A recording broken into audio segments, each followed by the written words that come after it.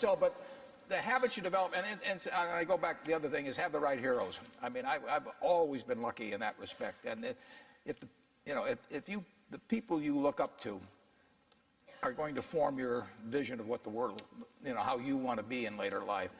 And I'll give you two pieces of advice. I'd invest as much in myself as you can. I mean, you're your own biggest asset by far. I mean, you've got all kinds of potential. All the people in this room, you're lucky to be in this country, gotten a good education, but most people go through life using up a very, very small part of their potential. And so anything you do that invests in yourself,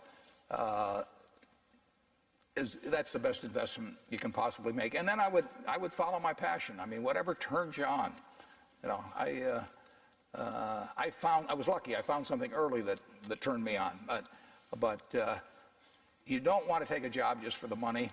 You don't want to take a job for an organization that you really don't feel good about, or work for people that you don't feel good about. You really want to be excited when you get out of bed every morning. And it won't necessarily be the job that you have 10 years later, but you'll be learning so much as you go along. And I took a job with Ben Graham, my hero, and I never asked the salary, and I found at the end of the month when I got my first paycheck what I was earning, because I just knew it was the right thing to be doing. So I would follow your passion. The worst investment I ever made? How long do you have?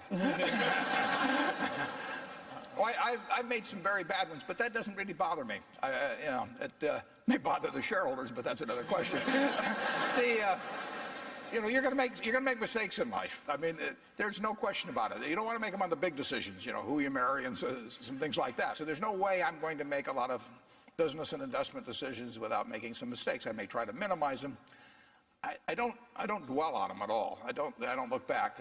The biggest mistakes are the ones that actually don't show up. They're the mistakes of omission rather than commission. We've never lost that much money on any one investment, but it's the things that I knew enough to do that I didn't do. We have missed profits of as much as maybe $10 billion in things that I knew enough to do and I didn't do. Now, the fact I didn't buy Microsoft way back is not a foregone opportunity, because I didn't know enough to make that decision. But there have been other investments where I did know enough to make the decision, and for one reason or another, I either didn't do it at all or I did it on a small scale. I was sucking my thumb when I should have been writing checks, basically.